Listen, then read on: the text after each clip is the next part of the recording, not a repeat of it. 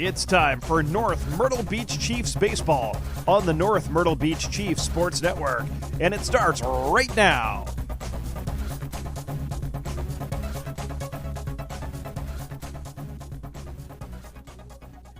Good evening and welcome to North Myrtle Beach Chiefs baseball right here on the North Myrtle Beach Chiefs Sports Network. It's senior night here at the Hank as they are having the presentation for each of the seniors right now on the field, giving them their moment in the spotlight. We'll run through all the seniors later on, but tonight the number 9 ranked North Myrtle Beach Chiefs will face off against the number 10 ranked Aynor Blue Jackets in 3A in some non-region action here tonight on senior night.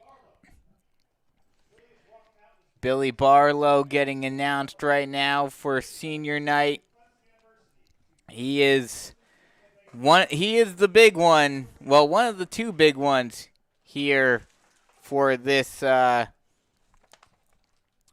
Chiefs team in terms of the seniors, with Barlow obviously, actually only the only big time senior on this Chiefs team that will be sorely missed for the Chiefs, leaving to go to Clemson next year. Anderson Boyer's now announced out there.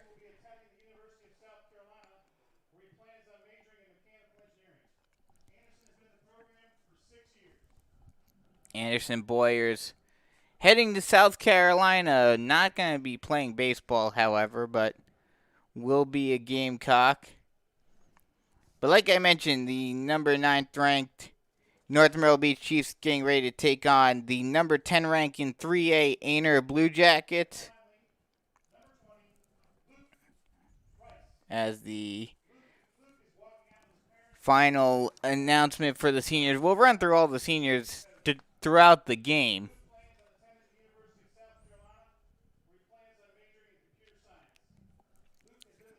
Luke Rice finishing it off for the seniors. Chiefs come into this game kind of on a bit of a skid. Had an amazing April, winning every game except for one. Had a 10-game winning streak prior to Friday. This past Friday, where they lost to West Florence, and then they lost again on Saturday to St. James. That loss on Friday was the only loss for the Chiefs in the month of April. And obviously the loss on Saturday was on May 1st, so not an April loss. So only one loss for them in the month of April. So a great season for them, but they still have some work that they need to get done. They need a little bit of help. Not so much to make it into the playoffs per se. They're pretty much cleared to make the playoffs at this point, barring something crazy happening. But stranger things have happened, especially here in Region 6 4A. But they would certainly like to get this win and get back in the win column after losing 2 straight in order to get some momentum going into the final week of the season next week, and the final region matchup and the rivalry matchup at that against Myrtle Beach. North Myrtle Beach comes into this game ranked 8th in Max Prep South Carolina rankings, 3rd in Max Prep's Quadruple A rankings, averaging 7.6 runs per game. Opponents averaging 3.15 runs per game. Like I mentioned, had that 10-game winning streak prior to last Friday, lost to West Florence, and then lost 5-3 to St. James on Saturday. So currently on a 2-game losing streak, but this is a game that you would think the Chiefs should be able to win against Aynor, but Aynor is no slouch. Aynor, obviously a classification down in 3A, but is a very good team in 3A, ranked 10th in 3A according to the South Carolina Baseball Coaches Association poll, and ranked 10th in the Max Preps AAA rankings, averaging 8.4375 runs per game. Opponents averaging 4.8125 runs per game. And their last game was a 5-4 win over East Clarendon. In the Max Preps era, the Chiefs lead this series 8-2. Their last matchup, a 9-3 Chiefs win earlier this season during the Coastal Invitational Tournament. So these two teams have already seen each other earlier this year, and the Chiefs have come out on top. And they would like to do that once again right here tonight. We'll get you the starting lineups right now. First, for the Blue Jackets of Aynor, it'll be Daniel Stanley, the left fielder, number 13, leading it off. Adam Graham, the center fielder, number 7, will bat second. Batting third and playing right field will be number 12, Garrison Gasky. Batting cleanup and playing first base will be number 3, Carson Krasula. Batting fifth and playing third base will be number 32, TJ Anderson.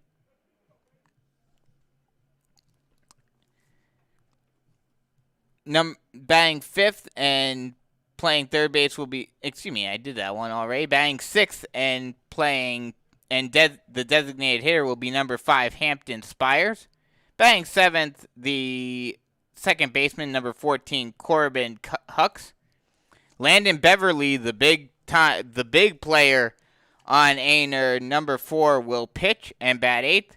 And rounding it off, batting 9th will be number 1, Lander Harrelson, and he will be the shortstop. The extra player for Aynor will be number 18, Noah Johnson, and he will catch. For the Chiefs, it will be J.J. Velez, number 3, leading it off and catching. Batting second and playing second base will be number 1, Jomar Lugo. Burgess Garganis will be the designated hitter and bat third, number 17. Luke Rice will be the first baseman and cleanup hitter today, number 20. Batting fifth and playing right field will be number 11, Anderson Boyers. Batting sixth and pitching will be number 10, Billy Barlow. Cameron Freeman will be the third baseman today. Normally, he is the Friday pitcher, but plays third base every now and again while Barlow is pitching. He will bat seventh, number 15. Number 6, Gabe Butler will get a start on senior night. The left fielder, he will bat 8th. Number 9, Colin Frazier, another senior, he'll get a start tonight, batting 9th and playing second base. The extra fielder will be Trace Hall, number 12, and he will be the center fielder. The starting pitching matchup, there it is, as you see on the graphic. Landon Beverly, unfortunately, we were not able to get stats for Aynor prior to the game, so now no stats available for them. But Landon Beverly is a Division I commit, has committed to the Citadel. And so another Citadel, kind of interesting that we're seeing two, at least, on the broadcast, 2 back-to-back Citadel commits facing off against the Chiefs, as George Derek Floyd was also committed to the Citadel. And in that game, the Chiefs were able to do very well against the Citadel commit, George Derek Floyd. So they would like to continue that hot play against Citadel commits against Beverly tonight, and Billy Barlow, the Clemson commit, the Clemson signee, will be on the other side of the rubber. He comes into this game with a 6-2 record, 1.31 ERA in 42.2 innings pitched, has given up 8 earned runs, 12 walks, and 75 strikeouts. And he is definitely one of the guys that you want to have on the mound. You have that dynamic duo of Barlow and Freeman pitching every week, and it definitely helps the Chiefs a lot. Billy Barlow has a 1.03 whip as well, so that helps out a lot for the Chiefs as we are getting set for the national anthem and first pitch. And we will step aside in just a second for the national anthem here on senior night. The seniors for the Chiefs that were honored this evening was J.J. Velez, Jomar Lugo, Luke Rice, Anderson Boyers, Billy Barlow, Gabe Butler, and Colin Frazier. We'll go over those a little more in just a little bit when we come back right here on the North Myrtle Beach Chiefs Sports Network.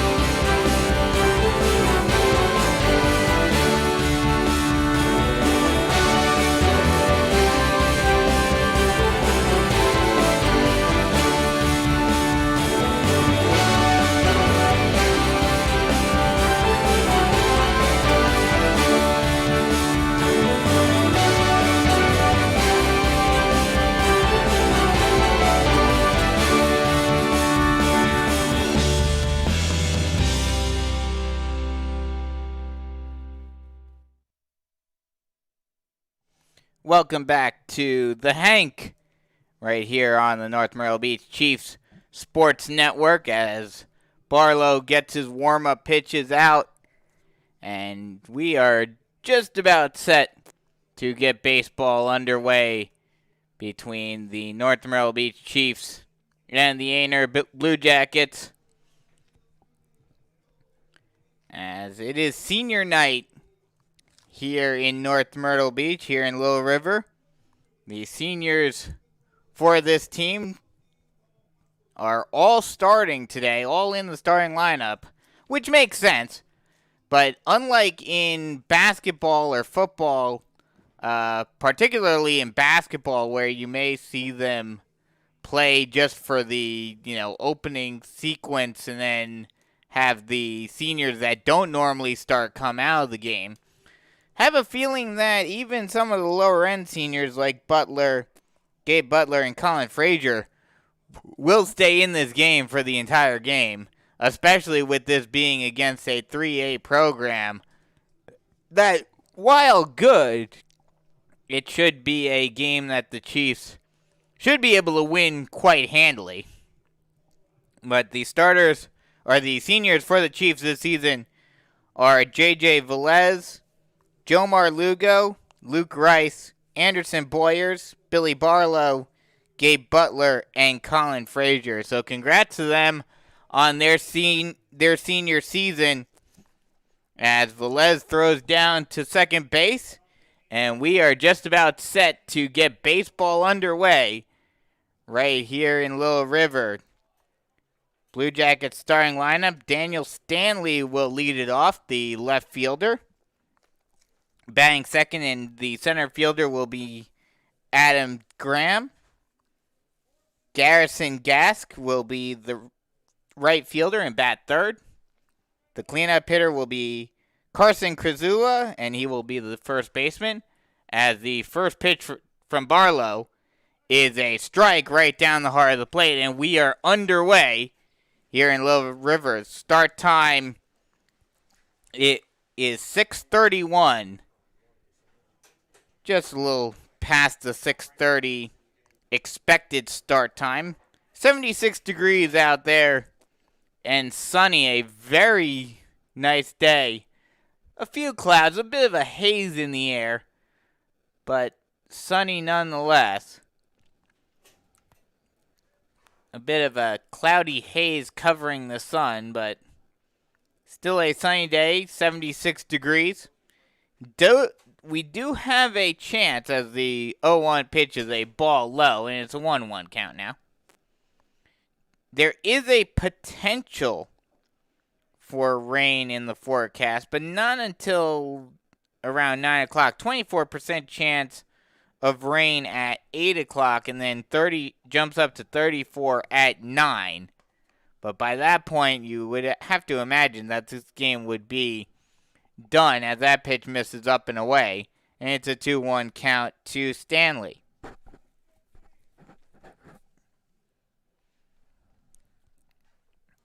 The 2-1 pitch. Long look in by Barlow, now gets set and deals. Strike at the knees, and it's a 2-2 count. Freeman was playing on the grass on that pitch, thinking that Stanley may bunt, but now he's backed up back to about parallel to the bag. The 2-2. Swung on and missed for strike 3, and there's one away. That'll bring up Adam Graham. This is the first of 2 games between these two teams. Second of 3 games between these two teams. Already played once during the Coastal Invitational Tournament, in which the Chiefs won 9-3. The first pitch is a strike at the knees, and it's 0-1 to Graham. And they will face off again on Friday at Aynor.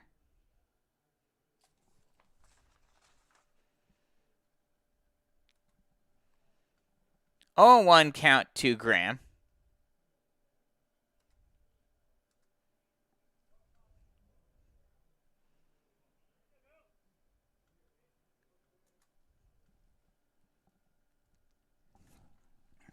The 0-1. Ball low, and it's a 1-1 count.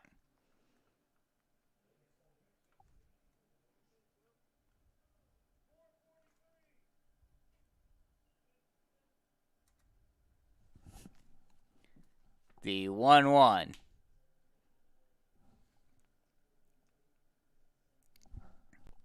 Is swung on and missed. And it's a 1-2 count now.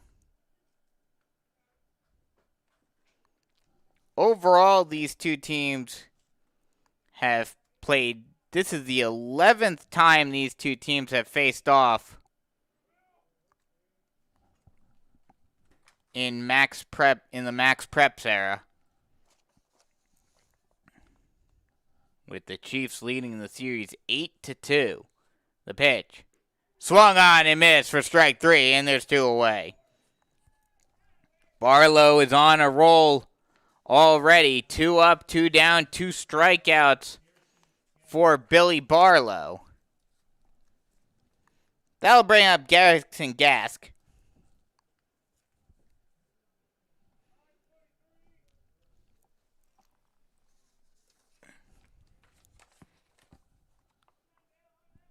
The first pitch to Gask.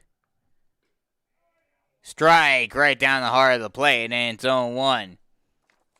Barlow just not even really trying to place his pitches that much. He's been throwing it very well at the knees.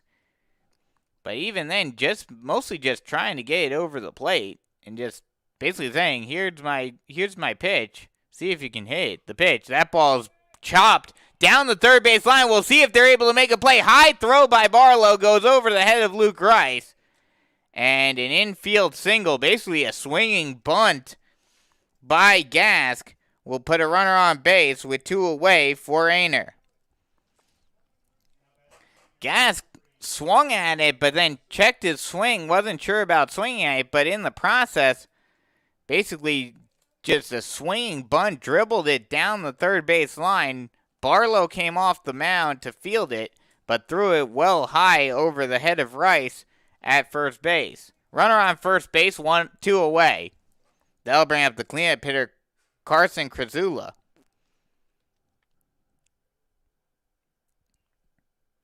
The first pitch to Krasula. Check swing. Did he go?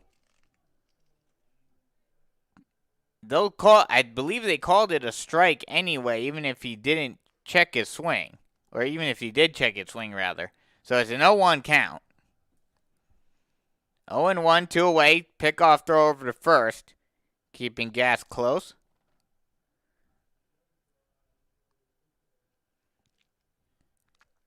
It would have been interesting if Camden Gask was playing today for the Chiefs. 2 Gasks on opposite sides. That pitch misses low in the dirt. 1-1 count now.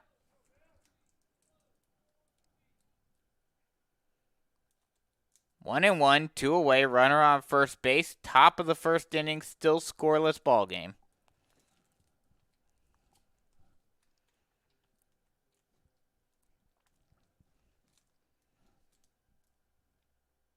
The 1-1. Swung on and fouled off. And we'll do it again at 1 and 2.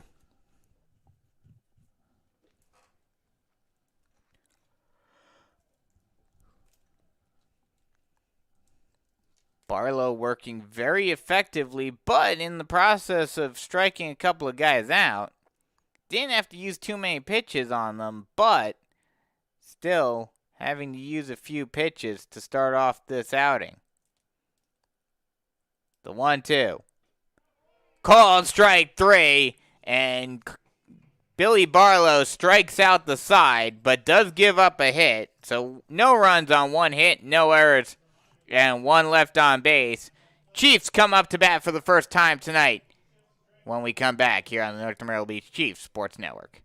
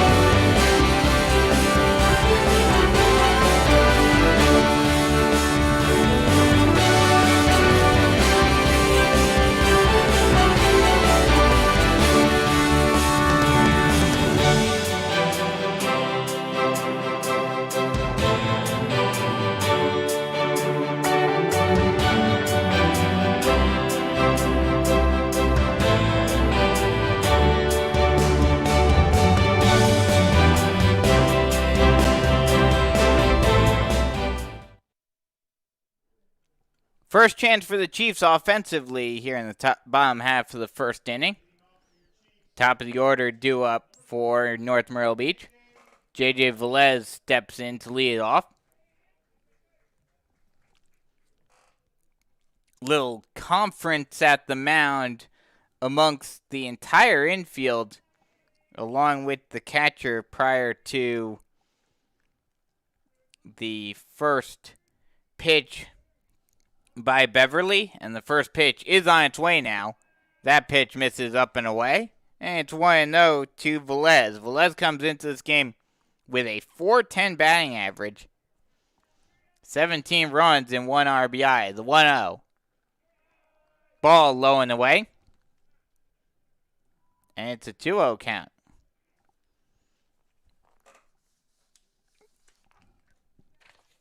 The 2-0 pitch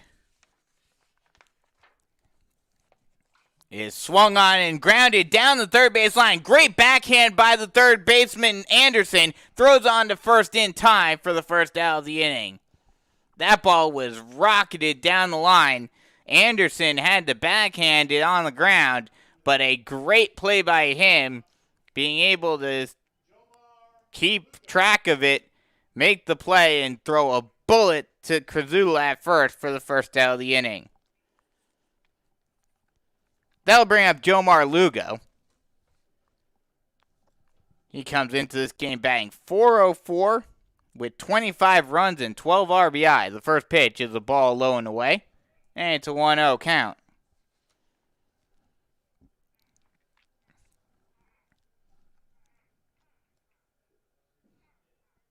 The 1-0.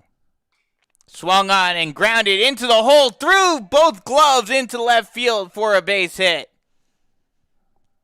That ball just found the gap into left field.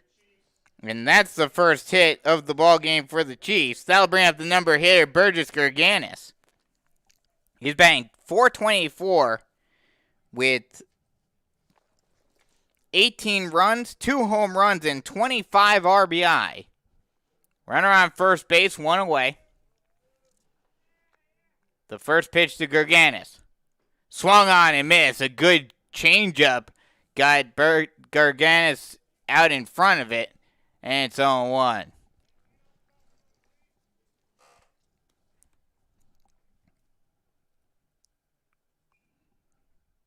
The 0-1, long looking, now a throw over to first.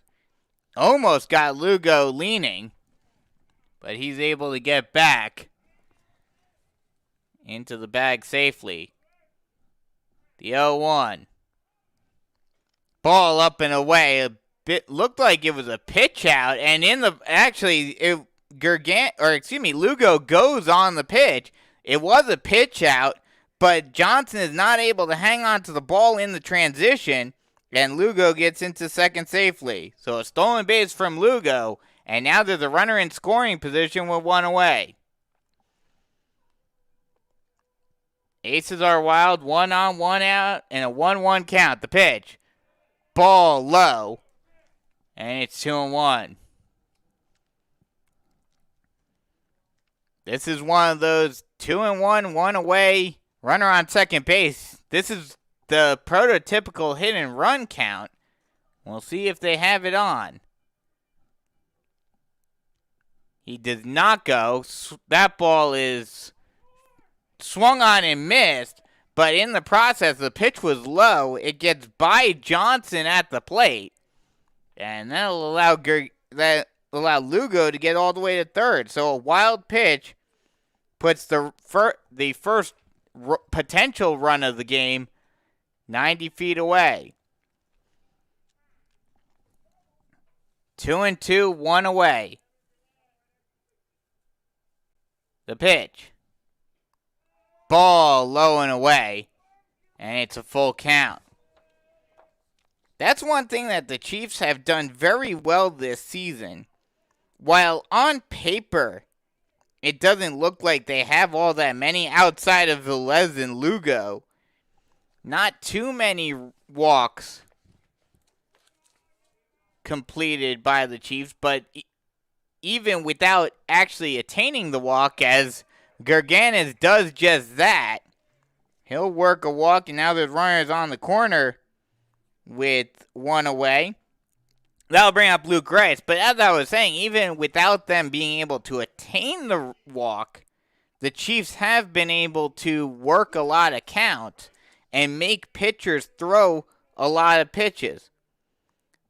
That is Gerganis' 8th walk of the season, but in spite of him only having 8 walks, which doesn't seem like a huge number, but he's worked a lot of counts full and made pitchers throw a lot of pitches. Runners at the corner, 1 away. The pitch to Rice. The ball low and away. Gets away from Johnson just a little bit, but he's able to keep it in front of him enough to keep both runners where they are.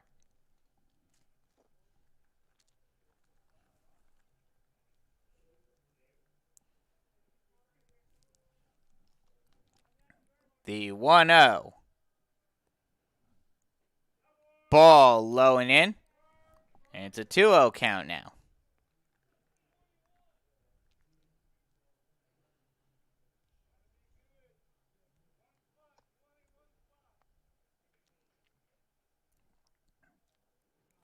Runners at the corner, 1 away. Still a scoreless ball game here in the bottom of the first.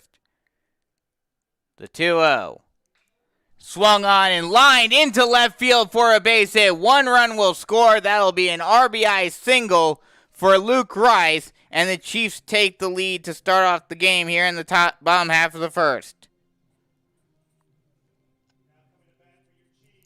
That ball was just ripped past the diving glove of Anderson into left field for the base hit. Runners on first and second with 1 away. And that'll bring up Anderson Boyers. Boyers batting .373 on the season with 14 runs and 15 RBI. The first pitch to Boyers is swung on and fouled back. And it's an 0-1 count.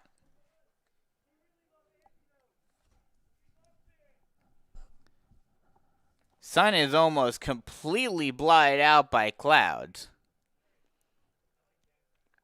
with shade covering this field. The 0-1. Ball low and inside. 1-1.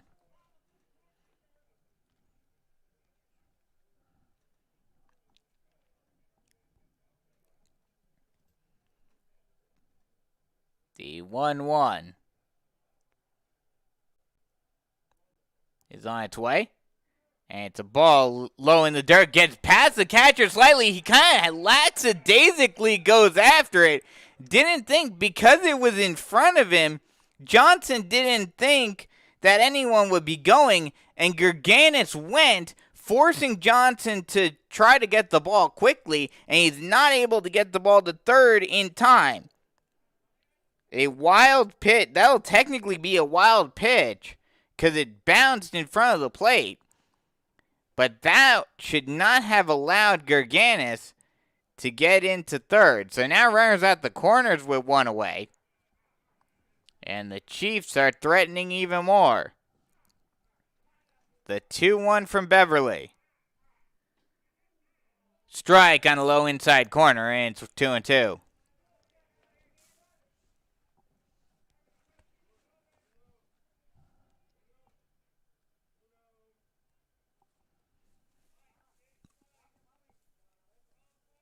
The 2-2 pitch is swung on and missed for strike 3, and there are 2 away. Just went up the ladder, did Beverly, and Boyers decided to swing at it about eye level and got Boyers to chase. That'll bring up Billy Barlow.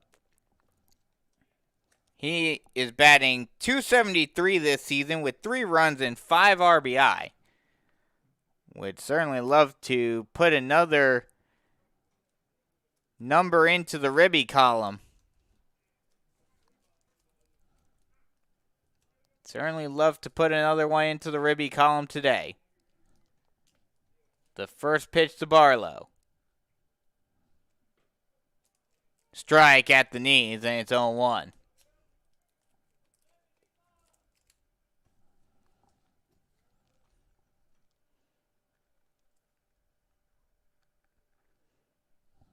Long look from Barlow.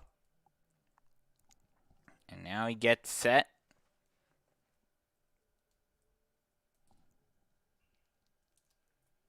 The 0-1. strike on a low outside corner, and it's 0-2 now. And Beverly is trying to get out of this jam with only 1 run scoring. This would be a big boost to Beverly if he's able to get out of this jam. Did give up the 1 run, but still, with how the Chiefs were threatening early on, you would think that it's definitely a disappointment. That pitch misses up and away, and it's a 1-2 count now. You would have to deem this inning a bit of a failure if the Chiefs only are able to get 1. Runners on the corner, 2 away. The pitch. That ball's fouled off towards the parking lot, and we'll do it all over again at 1-2.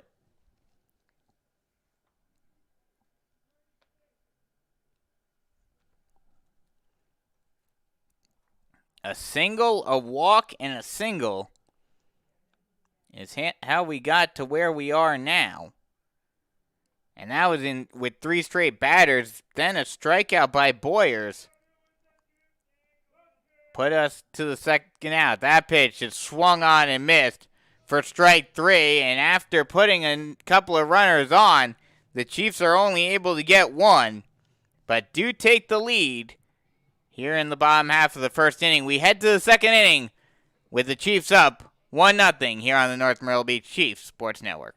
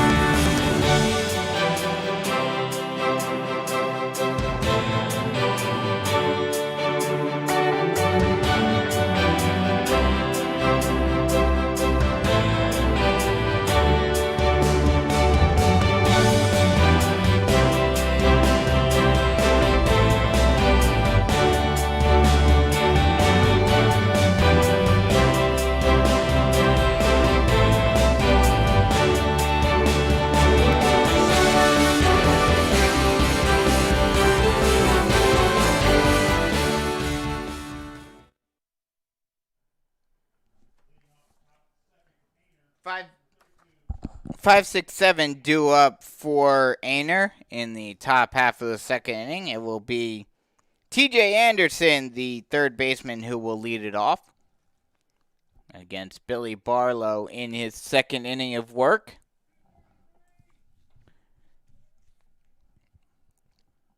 First pitch from Barlow to Anderson is on its way. And that ball's fouled off at the plate. And it's 0-1. We're here at the Hank Hester Sports Complex in Little River. 310 down both lines. 355 to straightaway center field. Have the Chiefs low. The 0-1 is a ball just off the plate low. And it's 1-1. Have the Chiefs wrapping around home plate. The Chiefs writing in yellow on the blue background. And in an added bonus, an added little feature tonight for senior night, they put the numbers of each of the seniors, as the 1-1 is a called strike on the inside part of the plate. And it's 1-2. They have the numbers of each of the seniors around the batter circle around the Chiefs around the Chiefs banner around the batter circle. The pitch is swung on and missed for strike 3, and there's one away. Barlow continues his strong start. Now 4 straight strikeouts. All of the outs for Aynor have come as a result of the K. That'll bring up Hampton Spires.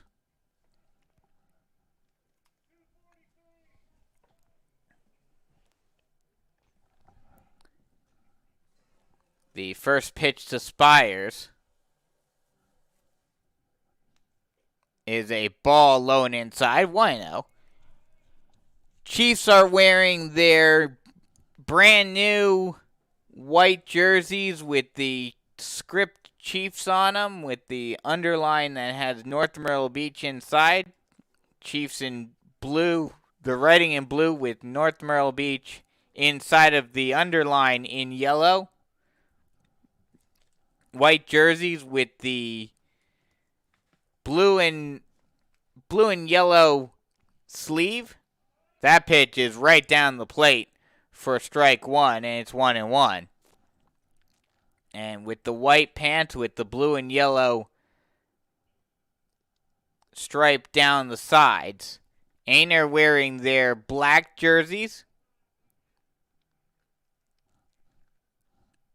The 1-1 is chopped over to third. Freeman fields it, throws on to first base, pulls Rice off the bag a little bit, but pulls him towards home plate. And in the process, he's able to apply the tag on Spires for the out. That'll put 2 away. And that'll bring up Corbin Hucks. With that being the first defensive out for the Chiefs, that'll give me the opportunity to give you the defensive alignment for the Chiefs. It'll be Butler, Hall, and Boyers in the outfield left to right. Freeman, Lugo, Frazier, and Rice third to first on the infield. And Velez is doing the catching for Billy Barlow. The first pitch. Ball just off the plate low. And it's 1-0.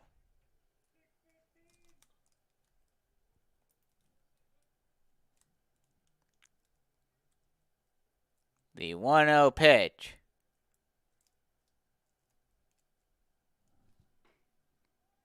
Ball just off the plate outside. Now it's a 2-0 count. 2 Hucks.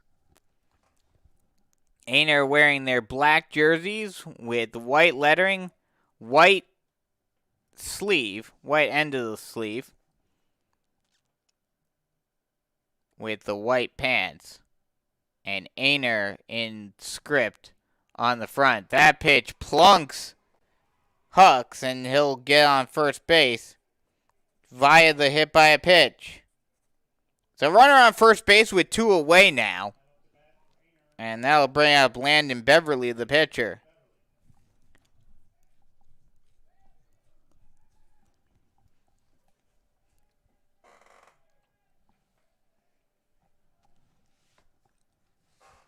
The umpire wipes down the plate real quick. And gets set, and now we are ready to go once again.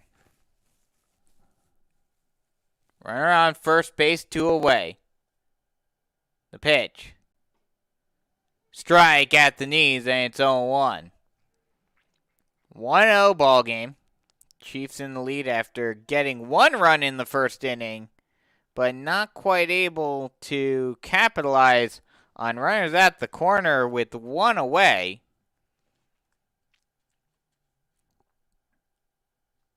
The 0-1. Swung on and missed for strike 2. Snap throw over to first base. Trying to get Hucks leaning. He was a little bit off the bag. Had a very large lead, but is able to scurry back to first safely. But now it's an 0-2 count.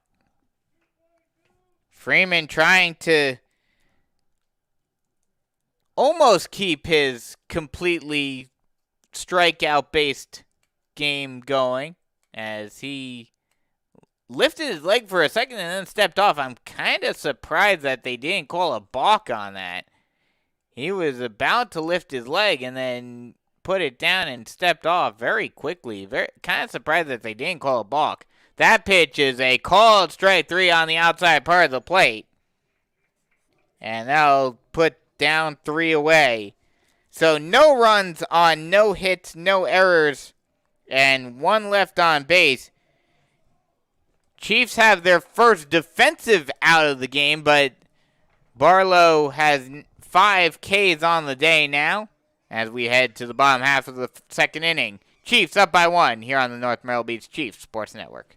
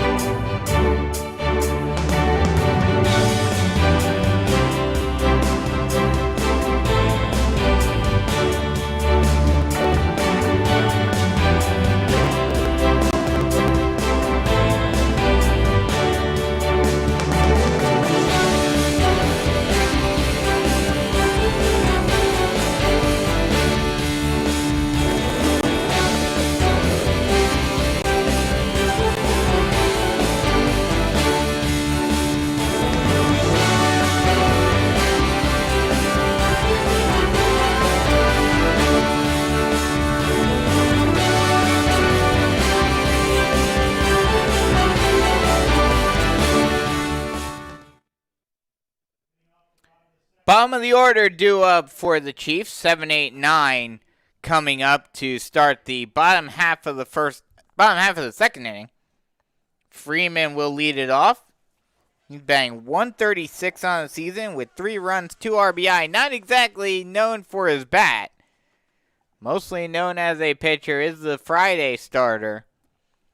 But with Barlow on the hill, every now and again when Barlow is on the mound, he will play some third base. And that's what he's doing tonight. The first pitch to Freeman is swung on and grounded up the middle into center field for a base hit. And Barlow gets on base to lead off the inning. So the Chiefs trying to redeem themselves for what happened in the last inning as they left the runners on the corners.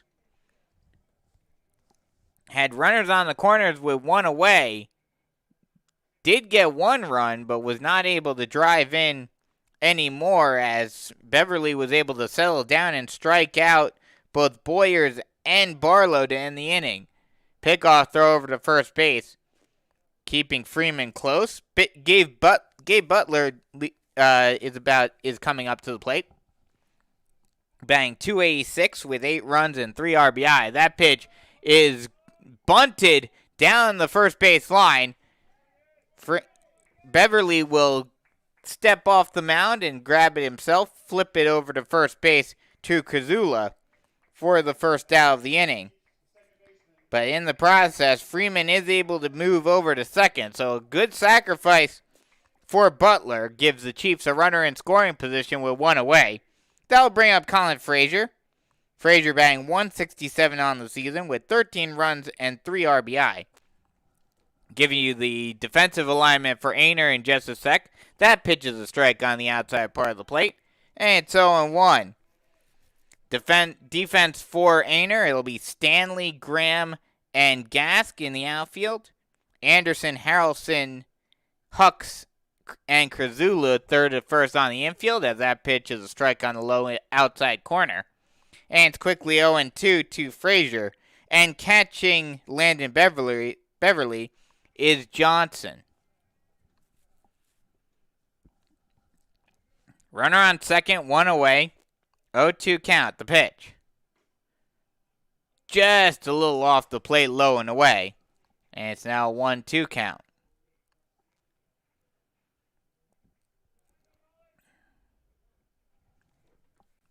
The 1-2.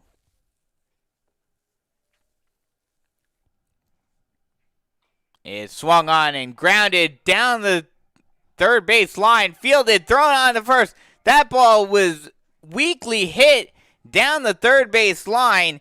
Anderson and Beverly had some confusion on who should take it. Anderson finally took it, but in the process of the confusion, allowed Frazier to gun it down the line and get into first base safely. And I think also they were trying to hold up Freeman at second base, but in the process, not only does Frazier get in safely on the single, but Freeman moves over to third. So now runners at the corner with one away. That brings us back to the top of the lineup and J.J. Velez. A very crazy set of plays. A high chopper by Frazier puts runners on the corner now. The first pitch to Velez is a strike right down the plate. And it's 0-1. Velez 0 for 1 today with a grounder to the third baseman to start off the game for the offense this evening.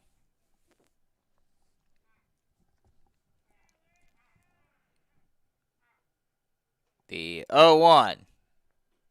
Ball outside. Throw down to second base. A very weak throw. For some reason, Hux decided to come well in. He didn't even bother to try to make the play on Frazier. Frazier was going on the pitch. He'll steal second easily. But for some reason, Hux decides to come in, presumably to make sure that Freeman wasn't going, trying the delayed double steal. Now 2 runners in scoring position. That ball fouled off down the right field line. And it's now a 1-1 count. A crazy set of events in this second inning has given the Chiefs 2 runners in scoring position with one away. The 1-2. Swung on and grounded into the hole into left field. That'll score at least one. They'll hold up Frazier, Frazier, yes. They'll hold up Frazier at third. But an RBI single for Velez gives the Chiefs a 2-0 lead. So now runners at the corner with one away. That'll bring up Jomar Lugo. He has a single, a stolen base, and a run scored. All in the first inning. So runners on the corner, one away.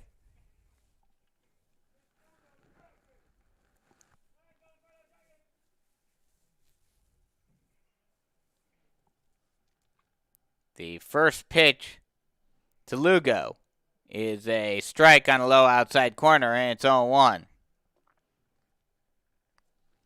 We'll see if the Chiefs try to do a delayed double steal or at least try to send Velez to second here.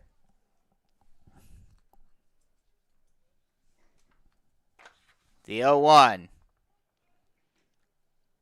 Strike at the knees. They do send Velez down to second base, and once again, Hux cuts off the ball early to make sure that Frazier does not go home. So another stolen base.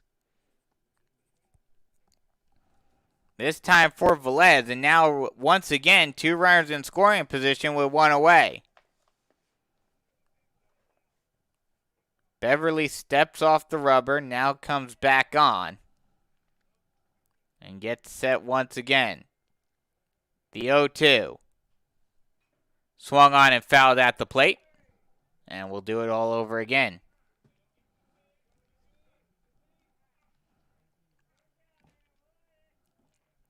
Defense playing in. All the infielders playing in. Trying to make sure that Frazier does not go home on a hard-hit ground ball. The pitch was chased at the plate by Lugo. And there's 2 away. That'll bring up Burgess Gerganis. And this is another situation like in the last inning where the Chiefs get some good offense going, but it just is not quite able to capitalize to finish it off with runs. 1 run has scored. That pitch misses high. And it's a 1-0 count to Gerganis. But if Gerganis gets out here, once again, they've left 2 runners in scoring position. Gerganis did not have an official at-bat, walked in the first inning.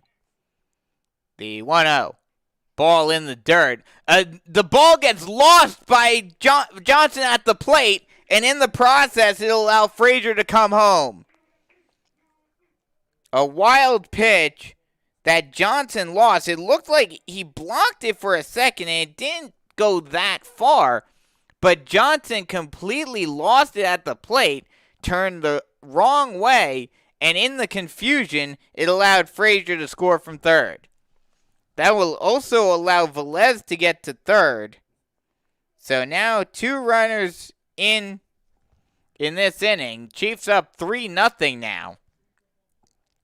And another run just 90 feet away. The 1-0. Swung on and grounded down the third base line. This will be a hard throw. Long throw. And just barely gets him. What a cannon by Anderson at third. And that'll end the inning. But not before the Chiefs put 2 more up on the board and extend their lead out to 3-0. 2 runs on 3 hits, no errors, and 1 left on base after 2 full 3-0 Chiefs here on the North Myrtle Beach Chiefs Sports Network.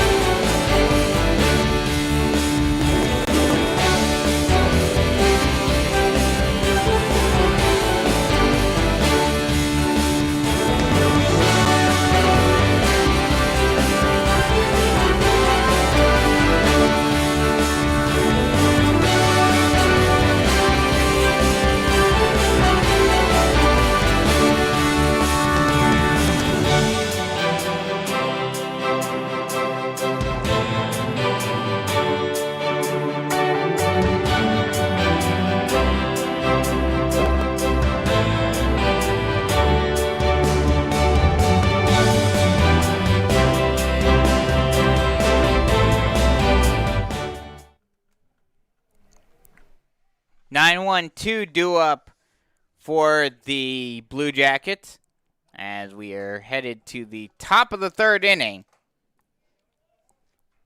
Billy Barlow having a great day thus far,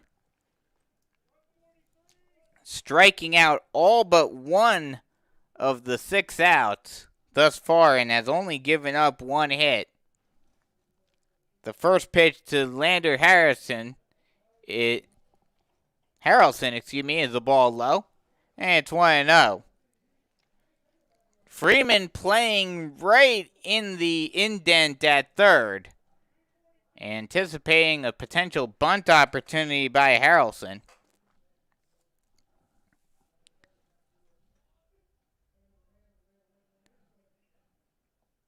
The 1-0 is a ball up and in, 2-0. Barlow, after having such great command in the first 2 innings, has started off this one a little sloppy, a little wild.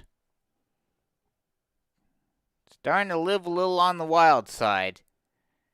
And the 2-0, that time he throws it right down the pipe. And it's 2-1. But even if he gets a little wild, he's living up to his nickname given to him by the football coach Matt Reel, Wild Bill. Barlow also plays on the football team. That ball is chopped over to the third baseman, thrown on to first base in time for the first out of the inning. So 1 away, that'll bring up back to the top of the order. And Daniel Stanley, who struck out to start the game for Aynor.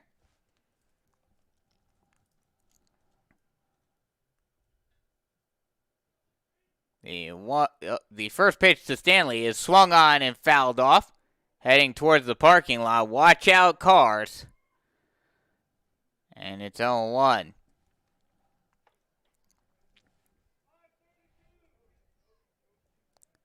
Barlow, primarily known for baseball, obviously a Clemson commit as a pitcher, but did play linebacker for the Chiefs football team. That pitch is a strike at the knees, and it's 0-2.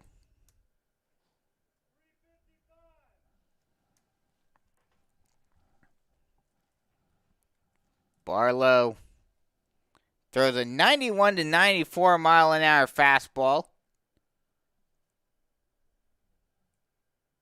As they were getting a ball back, I believe. That foul ball that was hit into the parking lot. This is not like the major leagues where balls are infinite and fans can keep balls. They need to keep all the balls they can. That pitch misses low, and it's 1-2. So on foul balls, they try to retrieve them as much as they can. The 1-2.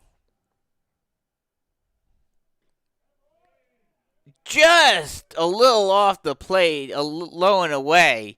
And Velez tried to frame it as best as he can. He even held it there for a second. And basically just tell the umpire, come on, where was that one? But it is called ball, just a little off, low and away. And we'll do it again at 2-2. The 2-2. Swung on and missed, and there's the strikeout. And there are two away. That is now Barlow's 6th strikeout of the day. And with 4 of them being swinging, 2 of them looking. That'll bring up Adam Graham. He has 1 of those 6 strikeouts already in the first inning. Barlow, 91 to 94 mile an hour fastball, 80 to 81 mile an hour changeup, and a 76 to 79 mile an hour slider as he uses that fastball to great effect. That one might have been up towards the 94, 95 mile an hour mark as he got Graham well behind it. Just threw it right down the middle of the plate and said, here's my fastball, try to hit. The second one, another fastball. This one hits the knees, and it's 0-2. Great command by Barlow now in the latter part of this third inning. The 0-2 pitch. Long look in by Barlow. Now deals. Strike 3 called at the knees. And Barlow once again gets 2 strikeouts. No runs on no hits, no errors, no one left on base. After 2.5, still 3-0 Chiefs here on the North Myrtle Beach Chiefs Sports Network.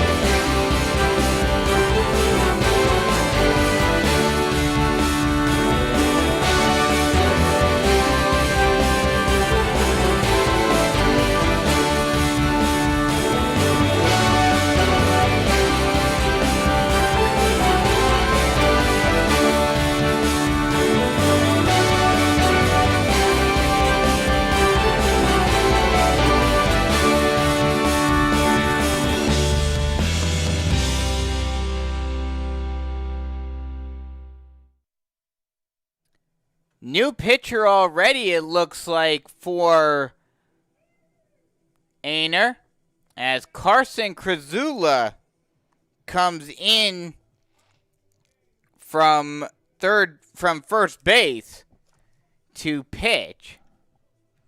So already Landon Beverly's day is done, and that's very surprising considering Landon Beverly, a Citadel commit, the big mainstay of this Aynor team.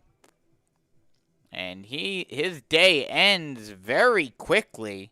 We'll get you the final line on him. Only pitched 2 innings. Gave up 3 runs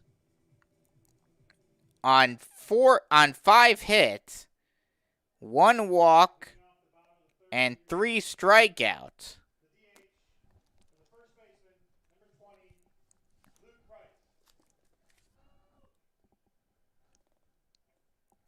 So Carson Krasula will face the heart of the order.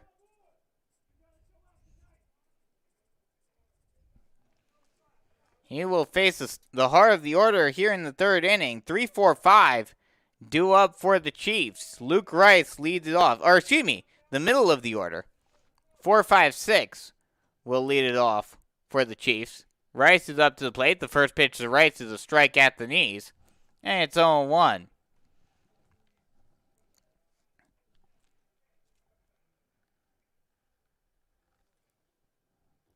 The 0-1.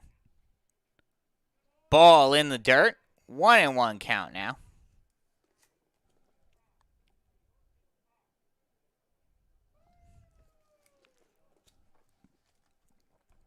The 1-1. Ball well inside. Almost hit Rice. But he's able to get out of the way. And now it's a 2-1 count.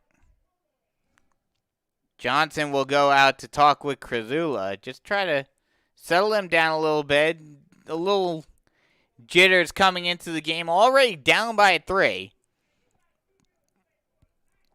So he's just trying to hold this game together. And considering, Beverly is your mainstay pitcher, the one that you're expecting to see be able to work a lot of innings. That pitch misses low. 3-1 count now. It'll be interesting to see now how long of a leash Krasula has at the mound. The pitch. Swung on and fouled off.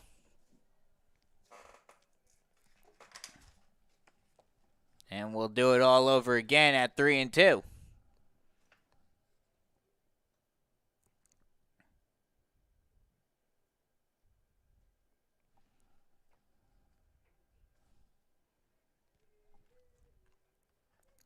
The umpire goes out to talk with Krasula, basically just to give the catcher Johnson some time. Got hit off of that foul tip. And he'll just, the umpire, common courtesy, both umpire and catcher, give each other that benefit of a little added time if they need it, if they get hit by a pitch. That pitch, called strike 3 at the knees. And it's 0-1. Luke Rice is not happy with that call. Thought it was a little low, but he will be punched out. And there's 1 away. That'll bring us to the number 5 hitter, Anderson Boyers. He's 0 for 1 today. Struck out in the 1st inning. 1 of 2 strikeouts that ended the rally. That pitch misses well low and away. 1-0 count. The 1-0. Strike at the knees. Called strike, and it's 1-1.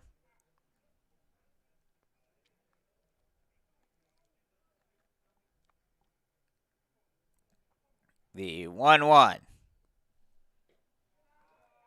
Just a little low and away, and it's now a 2-1 count.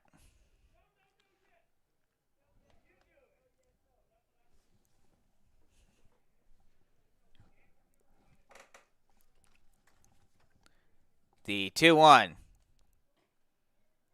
Strike on the inside part of the plate, and it's now a 2-2 count now.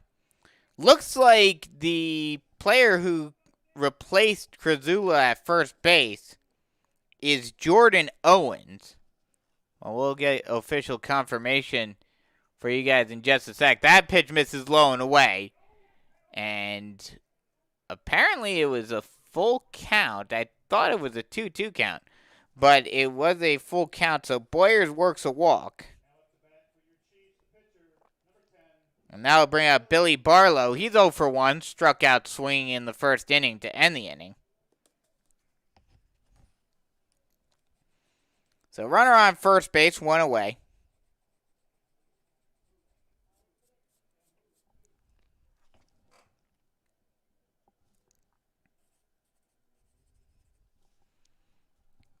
The first pitch to Barlow is swung on and fouled back. And it's an 0-1 count. Runner on first base, 1 away, 3-0 ball game. Chiefs in the lead. And the Chiefs offense has knocked out the Division I committed Landon Beverly already in the third inning. Only worked 2 innings in this game, and 2 weeks in a row now, the Chiefs have been very effective against Citadel committed pitchers. The pitch.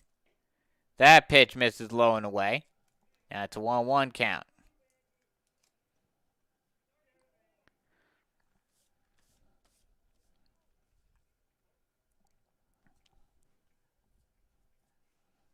Krasula gets set. Long looking. Looks over to first. Now gets set. And throws over to first base. Threw it high and it gets past Owens at first. Or excuse me, that's actually number 10. Like I said, couldn't quite tell. That's Josh Richardson at first base. That gets over the head of Richardson at first. And in the process, allows Boyers to get to second. So a bad pickoff attempt by Krasula puts a runner in scoring position with 1 away. That pitch is swung on and missed for strike 2. And it's now a 1-2 count. Runner on second base, 1 away. Chiefs trying to extend their 3-0 lead.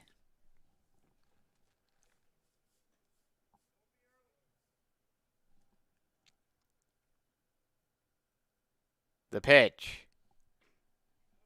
Ball just up and away. And it's now a 2-2 count.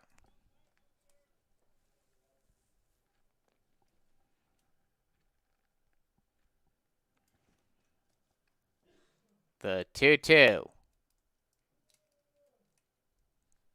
Swung on and missed. A good changeup by Krasula gets Barlow to swing over the top of it, and there are 2 away. That'll bring up Cam Freeman. He's 1 for 1 with a single and a run scored. Led off the second inning with a single, and then came around to score 1 of the 2 runs. Pickoff throw over to second. And that made Hux fall on his butt. Was not expecting that throw. And that could have been disastrous for Aynor again. But luckily for them, Hux was able to hang on and avoid Boyers from moving any further. The pitch. Swung on and missed. Changeup got Freeman to swing out in front. And it's 0-1.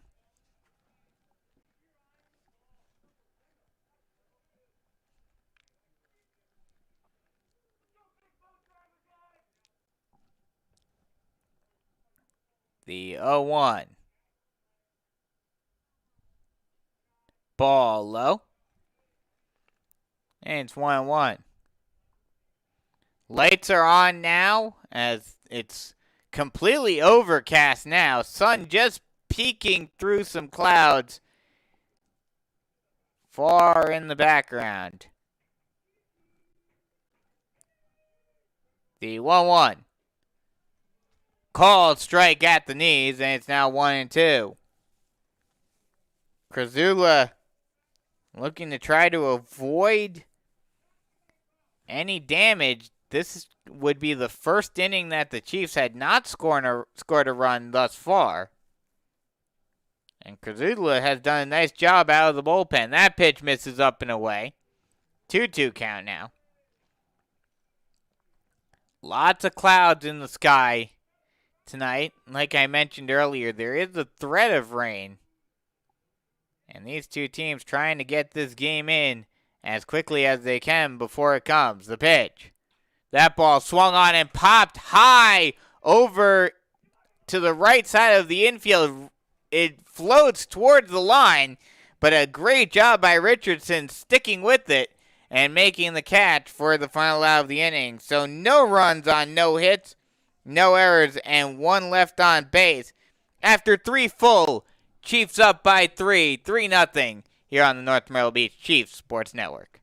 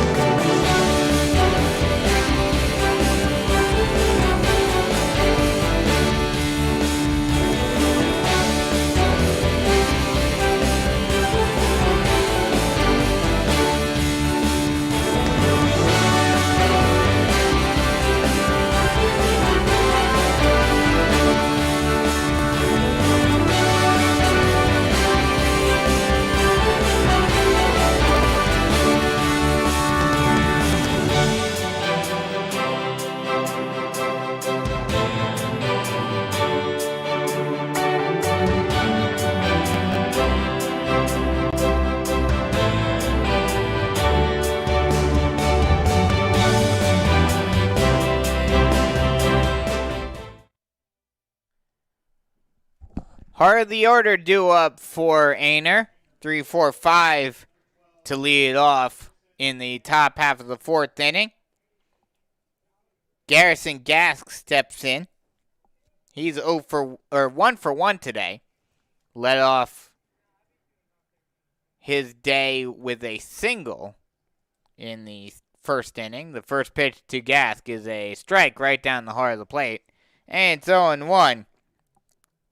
Gask is a 2-sport athlete for Aynor. Also plays quarterback and strong safety on the football team. The 0-1 well up and in over the head of Gask. He has to duck out of the way. Gets past Velez in the process, but with no one on base, no harm, no foul. And it's a 1-1 count.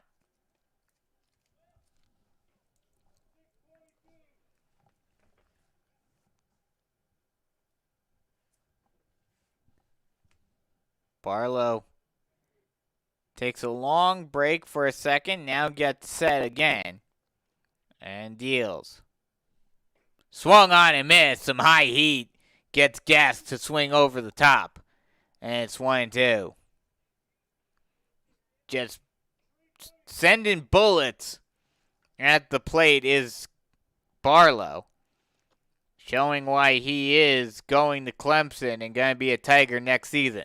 That pitch, ball up and in, and it's 2-2.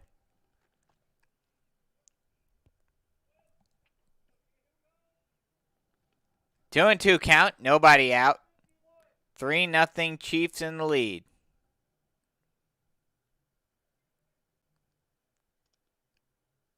The 2-2. Ball low and away in the dirt. Gets past Velez, but with no one on base, no harm, no foul.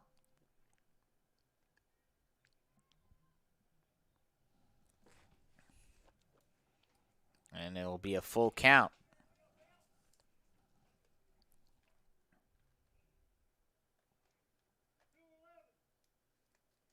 The payoff pitch.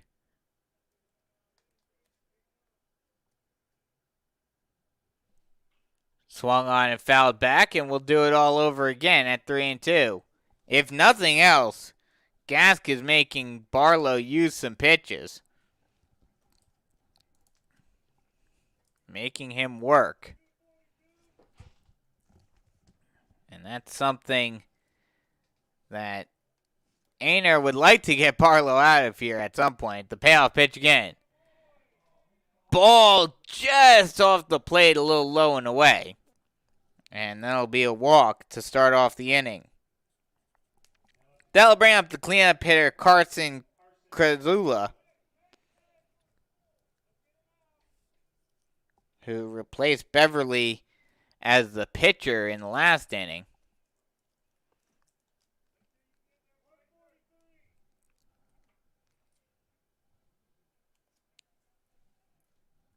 Runner on first base, nobody out.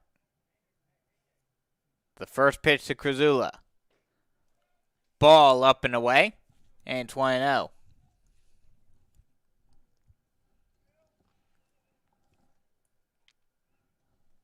Freeman playing right in the indent at third, anticipating a potential bunt. The 1-0. Strike right down the heart of the plate, and it's 1-1.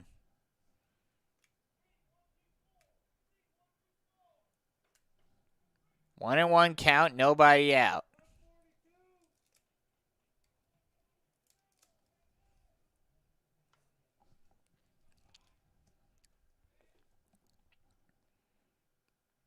Pickoff throw over to first base. Keeps Gas close.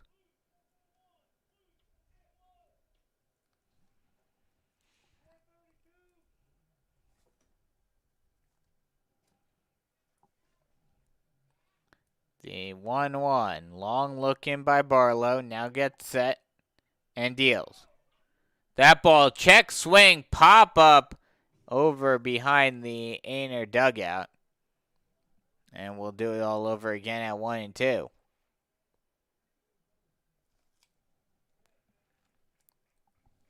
Krasula looks like he thought about swinging. It was a high pitch. It might have been called a ball if he hadn't have swung at it.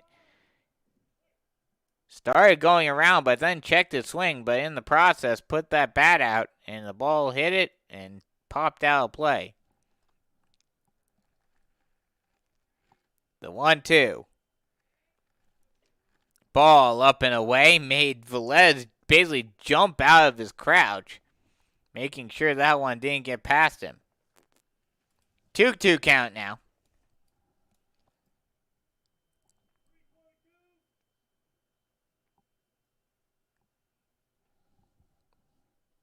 Barlow, long look in. Now gets set and fires. Ball low and away. And Krasula works the count full. If nothing else, after a couple of relatively quick innings for Barlow, this fourth inning, Aynor has forced him to use some pitches. The pitch. That ball popped high down the left field line. We'll see if it stays in play. It will, just in foul territory. Freeman makes the catch for the first out of the inning.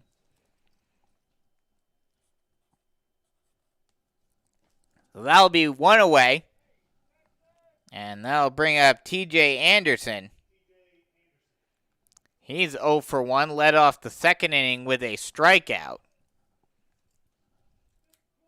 And after at least 2 strikeouts in each of the first 3 innings, we'll see if Barlow can start getting a few more Ks here.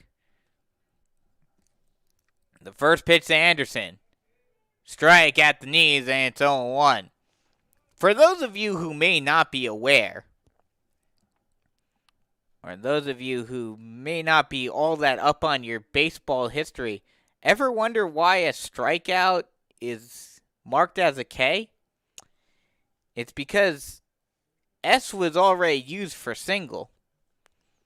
And in the process, as a result, that pitch misses low and away. 1-1 count now.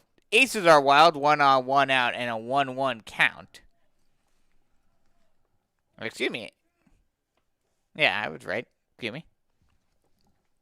But as a result of, the S was already used for single, so they had to, the developer of the scoring, drawing a blank on his name at the moment, pickoff throw over to first base, gets past Rice, and that'll allow Gask to get to second on the error by Barlow. So runner on second base now with 1 away. But when making the scoring, S was used for single, so they had to come up with something else for strikeout. And back when baseball first started, we still say it every now and again, but it was more commonly referred to as struck out, not a strikeout in the way we do now. That pitch is swung on and lined out into left center field. That'll drop and bounce, ricochet off of Hall's leg, and in the process, that will allow Gask to score. So an E8 allows Gask to score, and Aynor gets on the board. It's now a 3-1 ball game. Mark that as a single and an E8. And the error also allows Anderson to get to second. So no RBI for Anderson, but it will score a run. 3-1 ball game now. That'll bring up Hampton Spires. He's 0 for 1 today. He's another one of those two-sport athletes. The pitch. Strike right down the heart of the plate. And it's 0-1. He's a running back for the football team, as well as playing baseball. But back to the story on how K's became K's. It was struck out, and so he took the last letter of struck, K, and used that as the abbreviation for a strikeout in the scorebook. So there you go. That ball fouled off, 0-2, and now Barlow would like to get another K on the board right here. 0-2.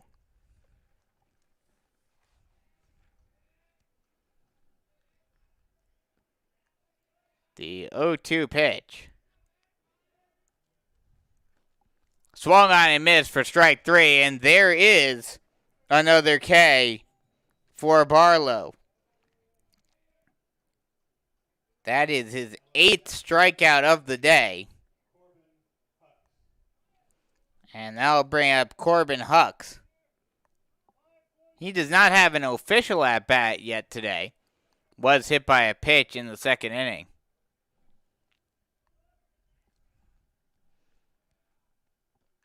The first pitch to Hucks. It swung on and missed. A fastball that Barlow just threw it right down the pipe and said, here, try to hit it. And I don't think there aren't many high school players that can easily hit a low to mid-90s fastball.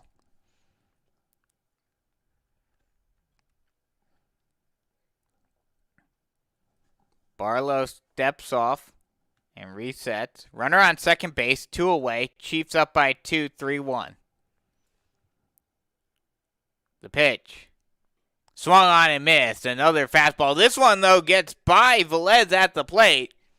And in the process of the pass ball, that will allow Anderson to move on to third. That just ricocheted off of Velez's glove. Not sure if he might have closed it a little too quickly or something. And could not hang on to it. It allows Anderson to move up to third. So now another run 90 feet away. Trying to cut the deficit down to 1.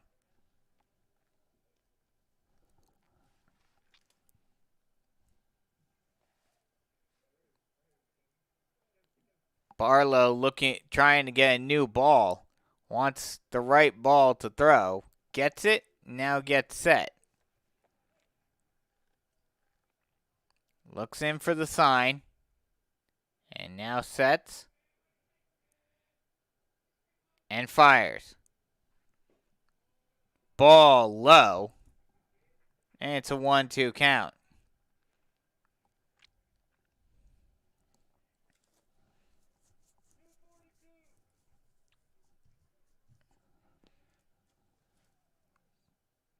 Barlow long looking. Gets set now. And deals. Ball low and away, and now it's a 2-2 count. Barlow looking to continue his strikeout extravaganza tonight.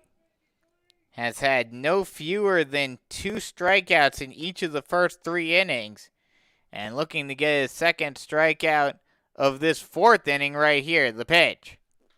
Swung on. That ball will be grounded. Slow roller to the shortstop. And Lugo is able to gun it over to first base in time. I did not think he was going to be able to get that throw off in time. But is able to get Hux at first base. And that'll end the inning.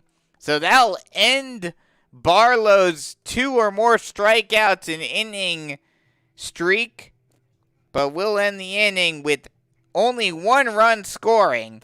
1 run on 1 hit, 2 errors, and 1 left on base. After 3.5, it's 3-1 Chiefs here on the North Myrtle Beach Chiefs Sports Network.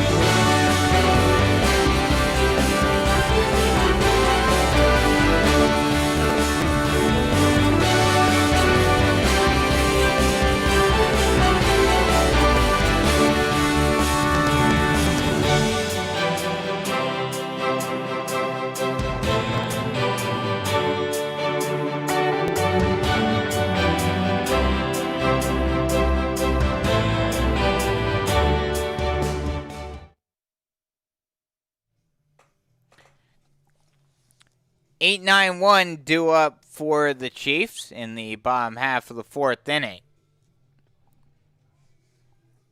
As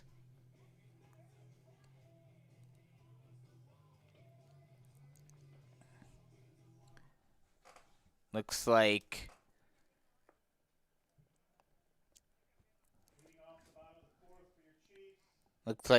Krasula comes out to pitch his 2nd inning of work.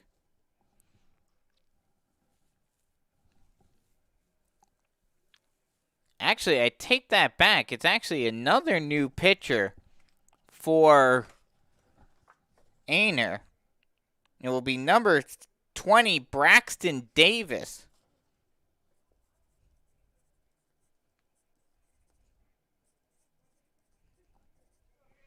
Who will come in to pitch. The first pitch is a ball up and away, and it's 1-0 to Butler. Gabe Butler is 0 for 1 today with a grounder to the pitcher. So another new pitcher for Aynor, the 1-0, Ball low and away, gets well past Johnson, but with no one on base, no harm, no foul. It's a 2-0 count now.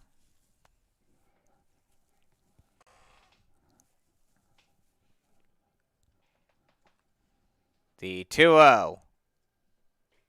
Ball up and away. 3-0 now. Butler, one of many seniors recognized tonight during senior night. That pitch misses low in the dirt, and a 4-pitch walk puts Butler on base to start off the the fourth. Bottom of the order now, and Colin Frazier, who is 1 for 1 today with a single and a run scored.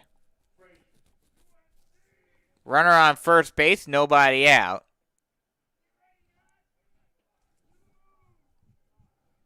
The first pitch to Frazier is a strike on the low inside corner, and it's 0-1.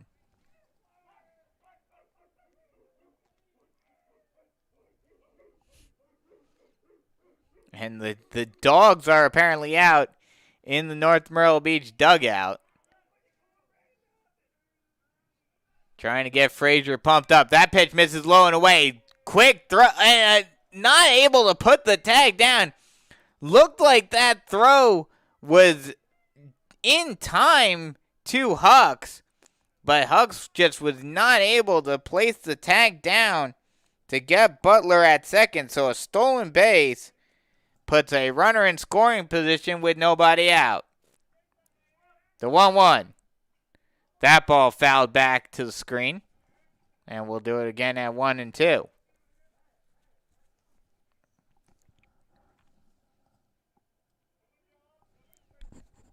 Frazier, another one of those seniors that were recognized earlier this evening. The 1-2. That ball fouled off once again. We'll do it again at 1-2.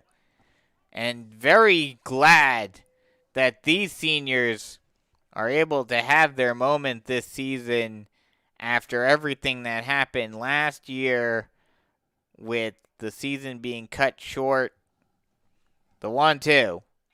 That ball is grounded down the right field line, but just foul. And we'll do it again at 1-2. But one of the good things that they did last year, the 1-2, that pitch misses inside, 2-2 count, is I'm not sure who exactly created it and organized it, but all the Horry County schools, all of their seniors got the chance to play in a special senior showcase toward the end of the school year. That ball is fouled back to the screen, and we'll do it again at 2-2. And that game was played at ticketreturn.com ballpark, the Pelican Stadium. So I think while the seniors definitely were disappointed that their season got cut short, I would say, at least for me personally, I would have been like, okay, if I lose my season but in the process get to play on a minor league field, I'll take it. That pitch misses low and away. Full count now. But either way, a very nice gesture and a nice way of sending off the seniors last year. That pitch misses low. And Frazier makes it to first on a walk. So 2 straight walks to start off the inning. Brings us back to the top of the order in J.J. Velez. He's 1 for 2 today with an RBI single in the second inning.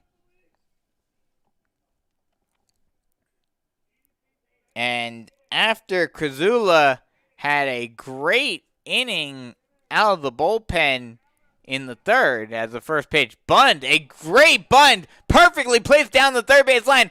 Barehanded throw is off target and slightly past Richardson at first base, but a great job by Hucks being playing some heads-up baseball and backing up Richardson at first, holding the runners at second and third.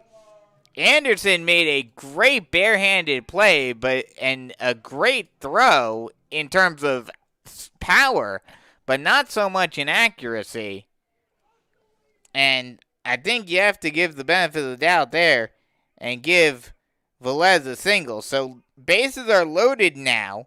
Still nobody out. And that brings up Jomar Lugo. The first pitch to Lugo is swung on and missed for strike one, and it's 0-1. Big opportunity for the Chiefs to break this one open with runners on every base and nobody out.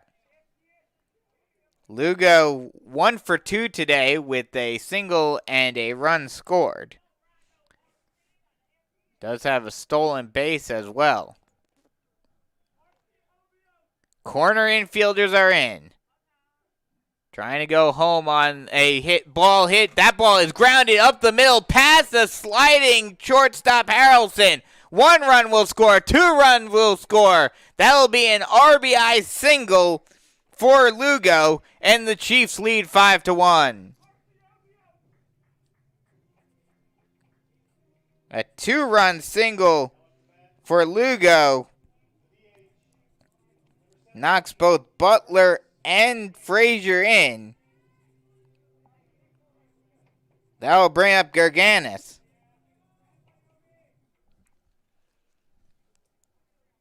Gerganis 0 for 1 today.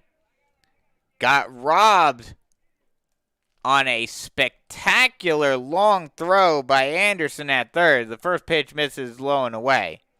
And it's 1-0. Runners on first and second. Nobody out still. 5-1 ball game now. That pitch misses low. Gets away from Johnson slightly, but he's able to recover. Oh, actually, excuse me. Both runners are able to advance. Johnson, once again, kind of lackadaisical on the pickup after losing it. And in the process, both runners are able to advance on the wild pitch. Excuse me, the pass ball.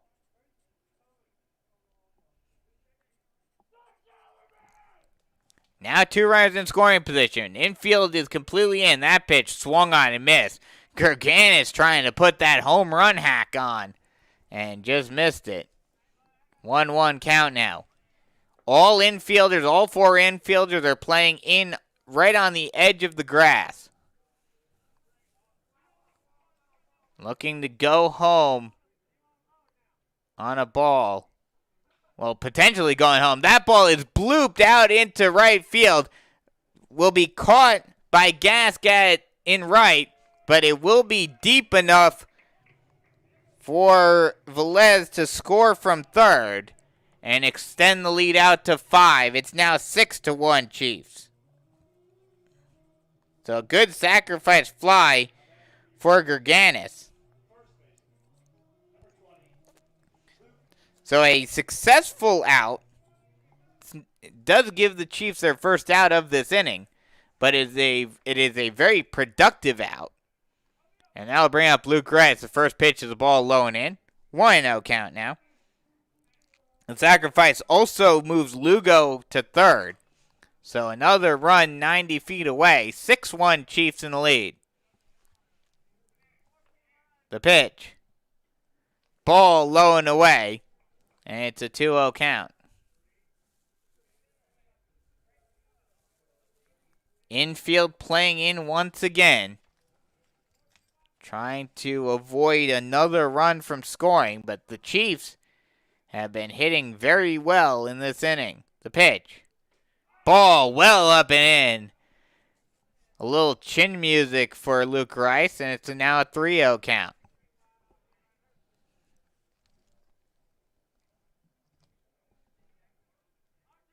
The 3-0.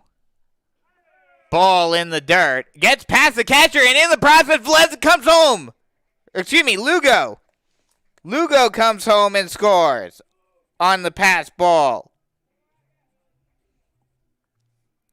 And that will be a walk for Rice. But once again, Johnson not able to hang on to the ball. And it didn't look like that one got that far away, but Lugo took off as soon as the ball got away from Johnson and came in safely. It's now 7-1. That pitch misses low and away. 1-0 to Anderson Boyers, who is 0 for 1 today. Rice at first. The pitch. Ball up and away. 2-0. Runner at first base. 1 away. Chiefs trying to, already has kind of blown this one open. But that one, once again, well low and away, gets away from Johnson at the plate. And even with the very slow Luke Rice on first base, Johnson with no urgency to go after the ball. And Rice gets to second. So runner in scoring position again. And another 3-0 count. The 3-0. Ball low, and another 4-pitch walk puts Boyers on first base. That'll bring up Billy Barlow.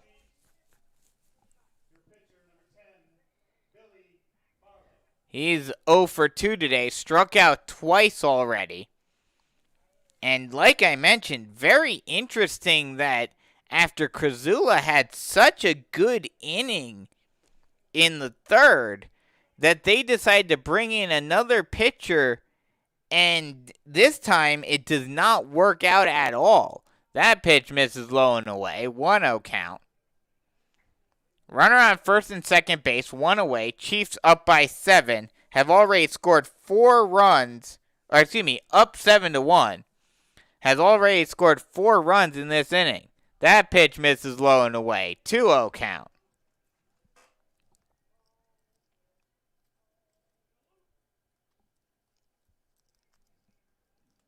The 2-0. That ball is ripped over to the shortstop. He's able to put the tag on and throw over to first base. So a 6-3 double play, a very weird 6-3 double play, will end the inning. But not before the Chiefs put a 4 spot on the board and blow this game wide open. 7-1 Chiefs as we head to the top half of the 5th inning here on the North Myrtle Beach Chiefs Sports Network.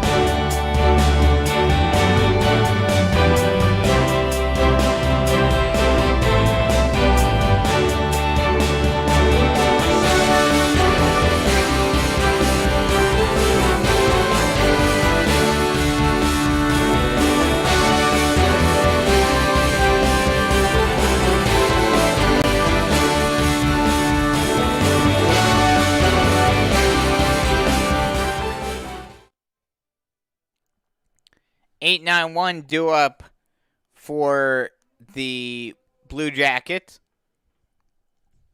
as we head to the top half of the 5th inning. Chiefs blew this game wide open in the last half inning, scoring 4 and extending their lead out to 6.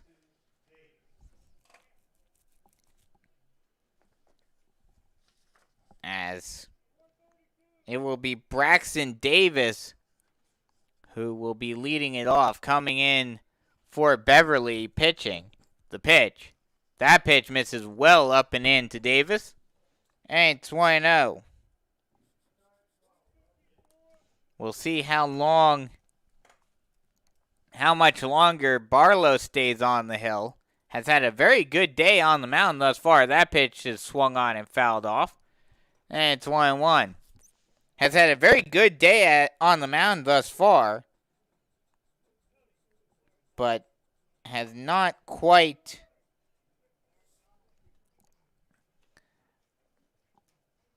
but it has had to use a decent bit of pitches. The pitch. Strike on the outside part of the plate, and it's 1-2. 1-2, nobody out here in the top half of the 5th inning.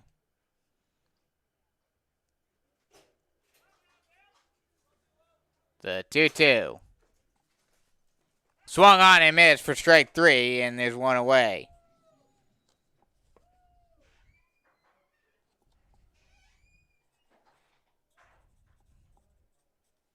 That'll bring up the number 9 hitter,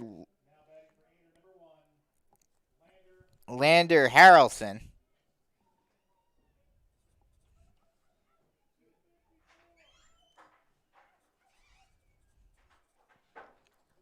Harrelson 0 for 1 today with a ground out to the shortstop. The first pitch is swung on and missed for strike 1, and it's 0-1. Harrelson just trying to put a jolt into that one, put a huge swing, but just could not catch up to the fastball. Harrelson trying to put one on the board as a fellow Harrelson, that miss is low, 1-1. As a fellow Harrelson, Hawk Harrelson used to say.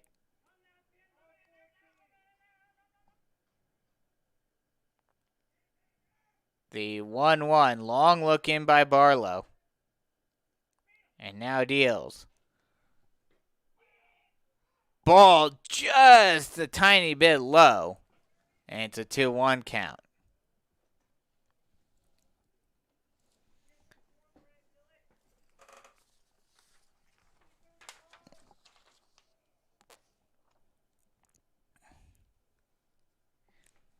The 2-1.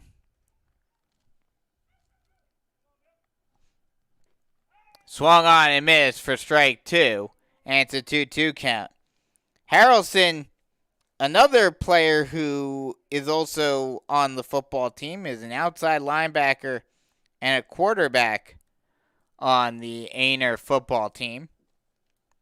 So two linebackers going head-to-head right here with Barlow and Harrelson. The 2-2.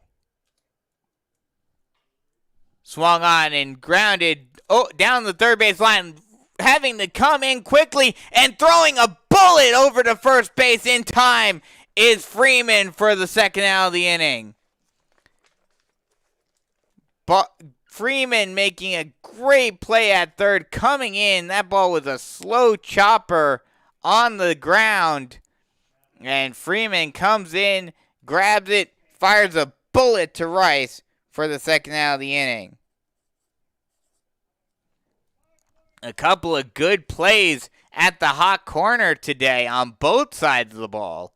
The third baseman getting their work in. That pitch, ball inside, 1-0 to Daniel Stanley. He's 0 for 2 today, trying to avoid the hat trick. Has struck out twice already. Barlow would like to continue his hot pitching in terms of the strikeouts. That ball, however, will be grounded up the middle. Ranging to his left, throwing a bullet himself is Lugo in time for the final out of the inning. So 2 great defensive plays on slow ground balls on both sides of the left side of the infield. And the inning. No runs, no hits, no errors, no one left on base. After 4.5, it's still 7-1 Chiefs here on the North Myrtle Beach Chiefs Sports Network.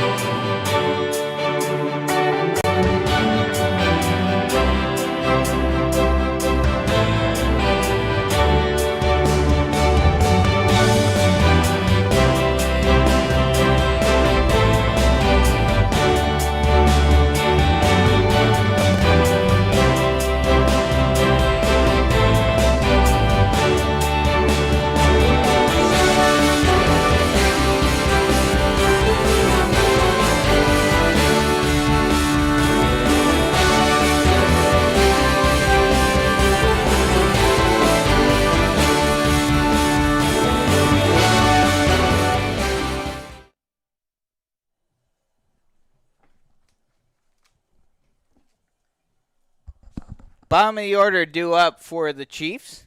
It will be Freeman, Butler, and Frazier to lead it off. And a few more defensive changes for Aynor, as Aynor just keeps on moving players around. Another new pitcher for Aynor on the mound. And a few other substitutions. We'll get you those in just a second. The first pitch to Freeman is a ball, low and inside, and it's a 1-0 count. The 1-0 pitch. Ball in the dirt. And it's a 2-0 count. The new pitcher for Aynor is number 21, David Swan. Gasky moves to second. We have a new right fielder. That pitch misses low and in. And it's a 3-0 count now to Freeman.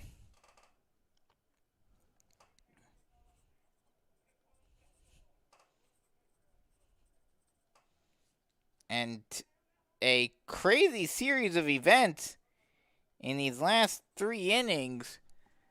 After Beverly, he was struggling a little bit, but didn't seem like he was doing that bad. That pitch is a strike at the knees. And it's a 3-1 count, just to get me over fastball by Swan. Krasula came in the 4th inning, in the 3rd inning.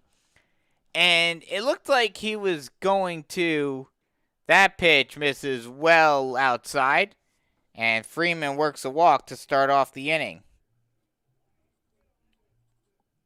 That'll bring up Gabe Butler. He's 0 for 1 today. Reached on a walk in his last play appearance to start off the 4th inning and then came around to score.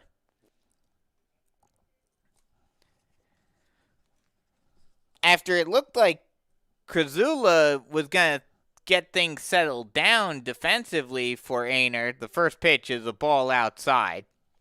And it's 1-0 to Butler. Krasula looked like he was going to come in relief and shut shut the offense down. But then they take him out in the fourth inning, and bring in Davis. And that pitch is a strike called on a low inside corner, and it's a 1-1 count now.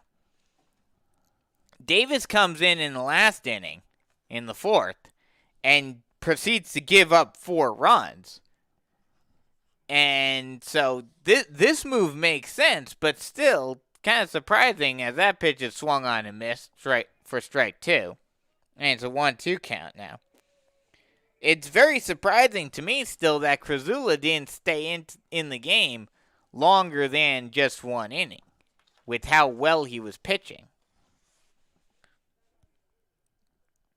The 1-2, that ball swung on and missed for strike 3. And there's 1 away. That will bring up Colin Frazier. He's 1 for 1 today with a single, a walk, and 2 runs scored. Had a very productive day thus far. The first pitch is a strike on a low inside corner, and it's 0-1.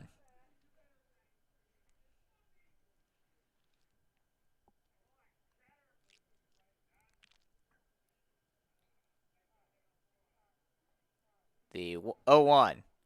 Ball outside, and Freeman steals second. Johnson tried to throw it, but lost the handle on the transfer. And so Freeman gets in safely. Now runner in scoring position with 1 away. Aces are wild, 1 on, 1 out, and a 1-1 count. The pitch. Strike at the knees, and it's a 1-2 count now.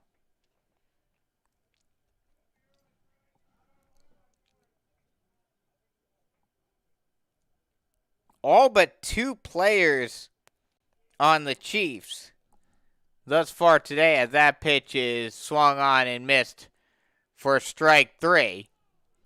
And there are 2 away. That'll bring us back to the top of the order in J.J. Velez, who is 2 for 2 with 2 singles, a run scored, and an RBI. But as I was saying, all but 2 players on the Chiefs have either scored a run or driven in an RBI. And those 2 players are Anderson Boyers and Billy Barlow. Those are the only 2 that have not produced a run thus far today. The first pitch to Velez. Ball low and inside, 1-0. Runner on second base, 2 away. This game, maybe it's just me, and maybe it's been because of the pitching changes and the way this game has progressed, but this has been a very slow-paced game. That pitch is a strike at the knees. 1-1 count now. This game, it feels like we should be in the 6th inning already, but we are only in the bottom of the 5th. The 1-1. Ball low. 2-1 count now.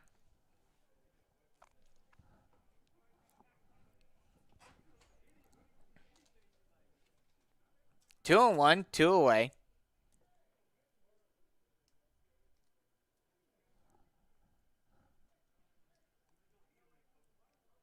The 2-1. Ball up and in. And it's now a 3-1 count. Chiefs up 7-1, primarily as a result of the 4-run 4th inning that they had in the last inning. Would like to put another run on the board right here. Runner in scoring position with 2 away. The pitch. Ball outside. Freeman steals third and gets in safely. And now he is just 90 feet away from scoring in the 8th run for the Chiefs. That was actually a called strike, I believe. It was. And now the count's full. Big payoff pitch here in the 5th inning. The payoff. Ball low. And Velez works a walk. Now runners on the corners with 2 away. And that'll bring up Jomar Lugo. Lugo is 2 for 3 today with 2 runs and 2 RBI. And would love to get another ribby right here. As a pinch runner will come in for Velez. AJ Vereen comes in to pinch hit for Velez. Lugo steps into the box.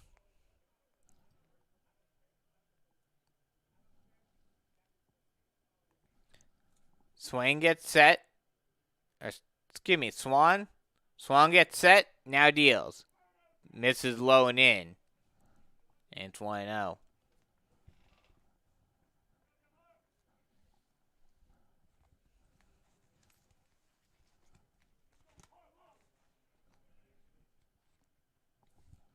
Runners on the corner, 2 away. The 1-0. Ball outside. Steal attempt. And Vereen gets in safely. Once again was cut off by Gask at second base.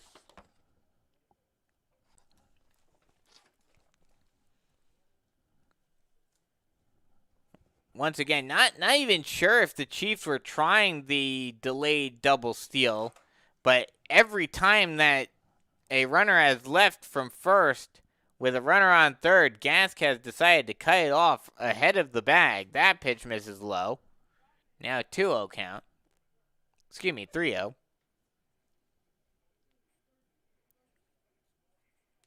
Gask has played things very conservatively, making sure that there's no potential even for a double steal. At this point, though, I'm confused.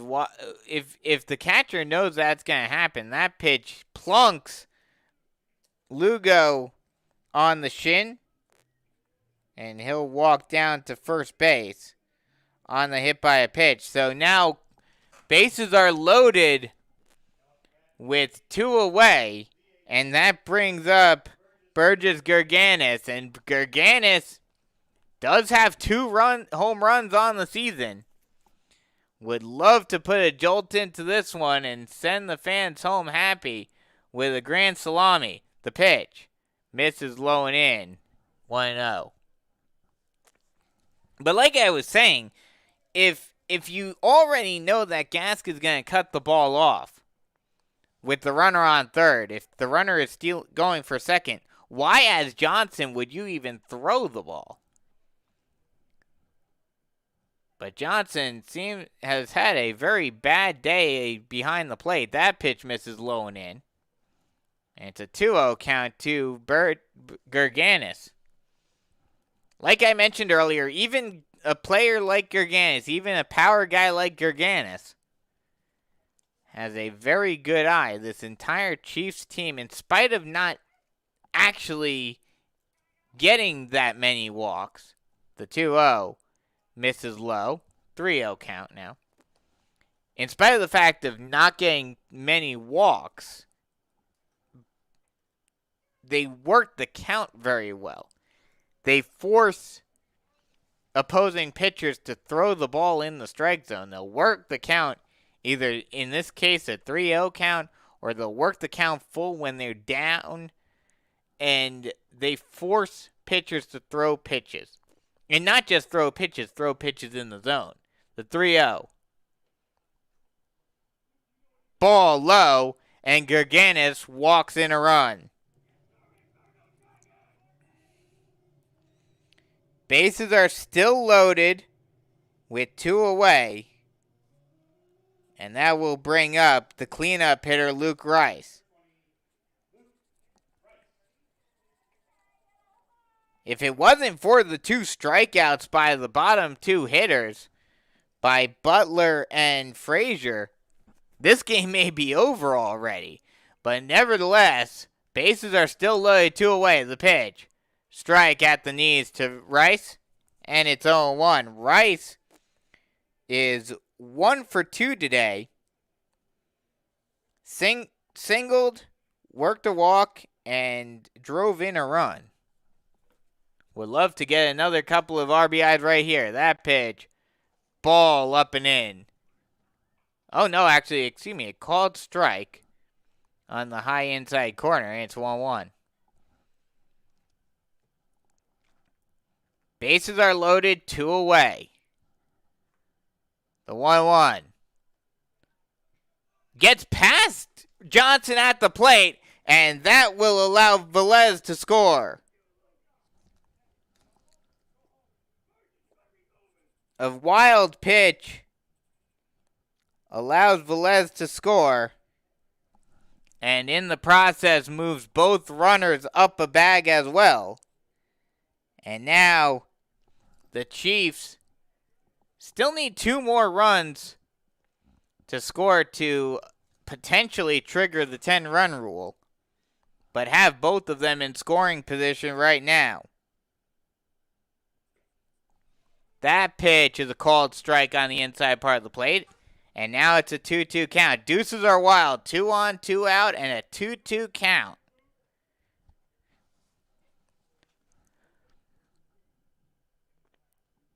The lefty, Swan gets set and now deals. Misses low and inside, full count. And even while in the grand scheme of things, not really a pressure situation, but I'm sure Rice would love to get a big hit and potentially end this game early. But even with that pressure, still a very good eye. The payoff pitch. Ball low. And Rice works a walk and reloads the bases. That'll bring up Anderson Boyers. He is 0 for 1 today, has walked twice today. As now the pitching coach will go out to talk with Swan. Try to talk some strategy and just try to settle him down. He's been very wild thus far, in spite of the fact of the 2 strikeouts. Had 2 strikeouts against Butler and Frazier, but has also walked 5 batters. Or excuse me, has walked 4 batters and has hit 1. So he's been very inconsistent on the mound thus far tonight.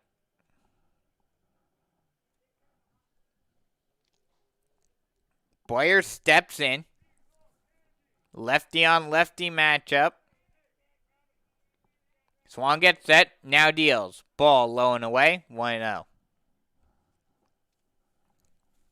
And you have to wonder, especially at this point in the game where, I mean, as Yogi said, it ain't over till it's over, especially in baseball. But at this point, you have to imagine that this game is all but finished. That pitch misses low and away. 2-0 count. This game's all but over.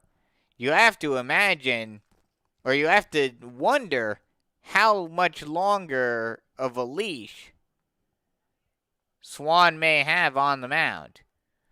Is it a matter of he's just your man for the rest of the game? That pitch is a strike on the inside part of the plate, and it's a 2-1 count now. Is it just a situation where he's your man for the rest of the game? Or do they bring someone in at some point? That misses up and in. And now it's a 3-1 count. You'd have to imagine no one warming up in the bullpen for Aynor. But you have to wonder if he walks Boyers right here, is this his last batter? The pitch is swung on and fouled off. And we'll do it again with the count full.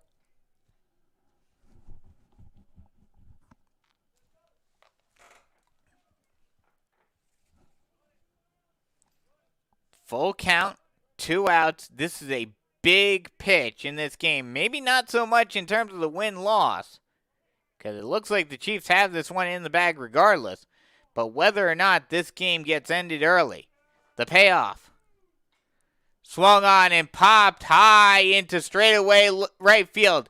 Coming in, and it drops. It drops in front of the right fielder, Gask. And that will allow 2 runs to score. And the 10-run rule is a possibility. A 2-run single. You can't say that that's an error officially. And it looks like that will end the game, as the Aynor players are walking off the field, and that will officially do it. The 10-run rule comes into effect with the final score in 5, 11-1. The Chiefs win this one and get back in the win column after losing 2 straight last week on Friday and Saturday. A good bounce-back win for the Chiefs. They will face off against these Aynor Blue Jackets again on Friday. So that game will be at Aynor. And then we will be back here on Saturday afternoon, some afternoon matinee baseball, when the Chiefs take on St. James in their 3rd matchup of the season.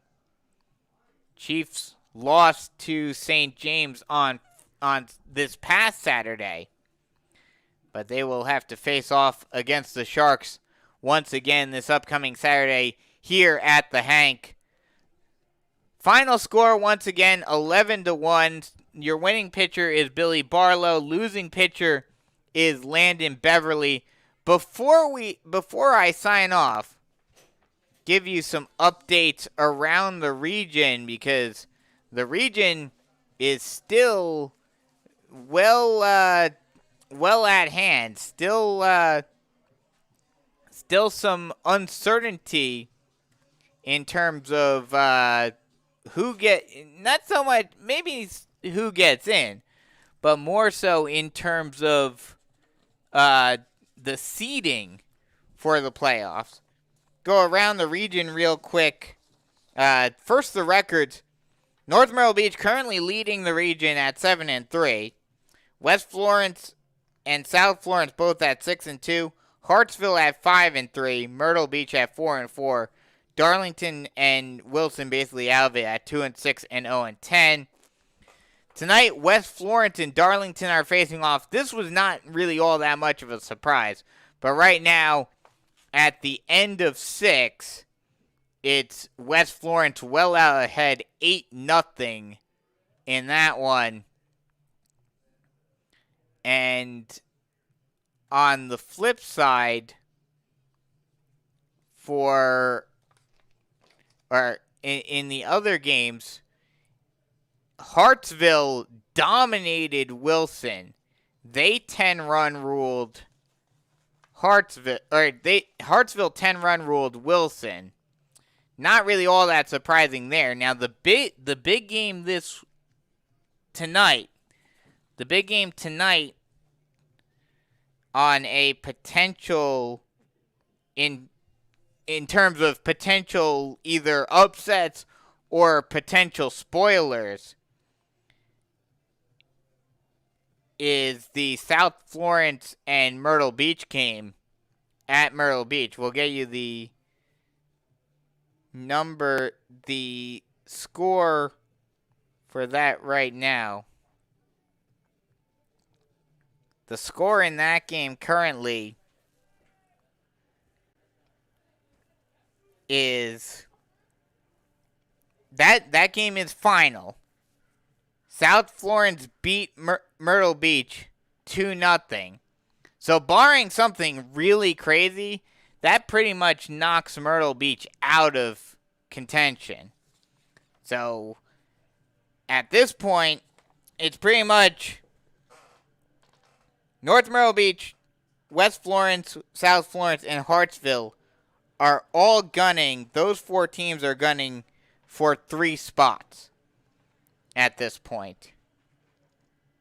But Myrtle Beach could very easily go into that final series of the season against North Myrtle looking to play spoiler against the Chiefs in that rivalry matchup. But for tonight, Chiefs get back in the win column and win this one with a final score 11-1, 10-run ruling the Blue Jackets of Aynor. That'll just about wrap it up for me. I'm Brandon Biskobing saying so long. This has been a presentation of the North Myrtle Beach Chiefs Sports Network in affiliation with SHN Sports. Once again, final score 11-1, Chiefs, 10-run rule, Aynor. We'll be back on Saturday when the Chiefs take on St. James. I'm Brandon Biskobing saying so long, and we'll talk to you guys on Saturday.